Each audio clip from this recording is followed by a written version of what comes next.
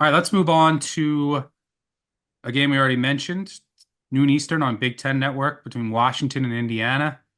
Maybe we'll have our first head-to-head here. I like Washington. I do need 7. I actually think they got a chance to win this game outright. I faded Signetti last week for the first time all season. Didn't go well.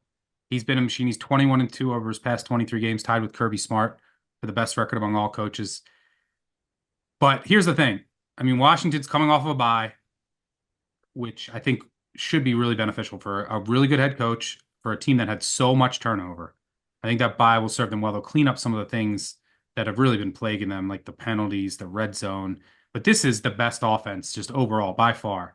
Very balanced with Coleman and like Rodgers. They have 2 really good receivers. This offense is very good. But here's the thing. Number one, I had Washington power rated better, higher than Nebraska. Nebraska was catching 7 last week in Indiana. That was with Curtis Rourke. If this was 7 and Rourke was in this game, I wouldn't play Washington after upgrading Indiana again last week. But I have to. I think that the drop off is significant. I know that Taven Jackson came in last week and they put up 28 in the second half. That was all in short fields. I mean, Nebraska just quit in that game. It was really pathetic. Rourke has been unbelievable. I mean, like NFL ready. He's PFF's highest graded passer. He's number 1 in passer rating at 128.9, 15 touchdowns, 3 interceptions, 78% adjusted completion percentage to go along with a 10.5-yard ADOT. He's been superb, making unbelievable throws. His perfect command of that offense. Jackson was pretty shaky last year. I think he'll be better than he was last year. He's got a little bit more experience. This system is better, but there's got to be a material drop off from Rourke to Jackson. Yeah. So I have to take Washington here. They've already dealt with this early kick, and they're coming off a bye too when they went to Iowa, which was a misleading final. They've been pretty unlucky. This team has been, just look at their underlying metrics. They're good. So with the Rourke drop off, I predict this at 4.5. So I like Washington. You disagree?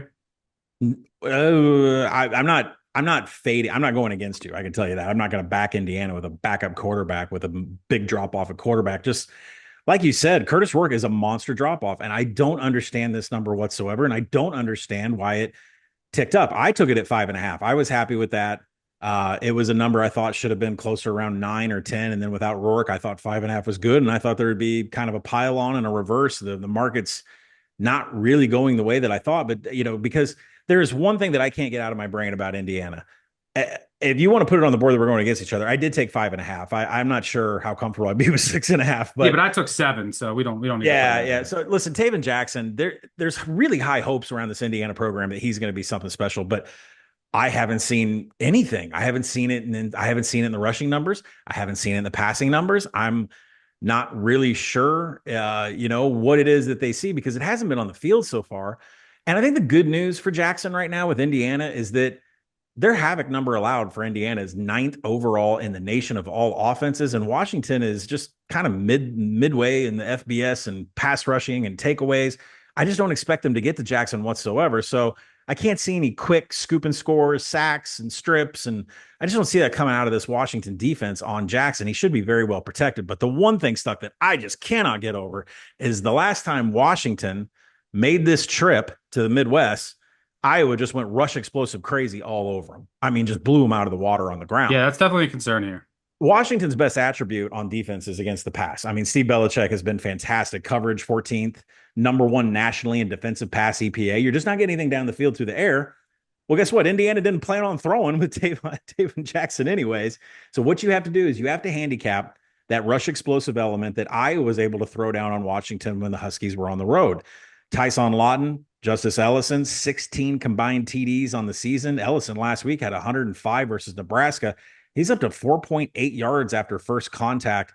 That's just going to be tough for a Washington defense. They've been great against zone read concepts, and Indiana has run a heavy amount of zone read. We know that with Curtis Rourke. That's Curtis Rourke's game. But the problem is that's not what they're going to run with Jackson. They're going to run a little bit of power football. And you look at Washington's splits against man, counter, zone read, they're pretty fantastic against that opposing rushes that do that. They have been destroyed against power rush. And Indiana has a 73% success rate with rushing attempts using power concepts behind Lawton and Ellison. So that is a big part of why I was on the very first bet with Indiana, because there was such a big advantage there. Does Indiana defense dial it up? I mean, Washington's 115th in pass blocking. Indiana's defense is still, more havoc minded than almost any other team in the country with Kirk Cignetti there. Washington has severe struggles in scoring position, 111th in offensive finishing drives, and Indiana's top 10 in defensive quality drives, which means, is Washington going to create a methodical and get down the field? Maybe not. If they get into scoring position, it's just, I feel like crawling through a desert looking for a drink of water with this Washington offense trying to score points. Like, hooray, we got into scoring position. Shit, we didn't get any points. Like, it just, that's the way it feels. Also, Stuck, last thing, major special teams disadvantage here for Washington, 133rd per SP plus, Indiana 12th. So I'm comfortable with my 5.5. I'm not going to buy off. I just need Indiana to survive here for some of the bracket shenanigans we had earlier this week.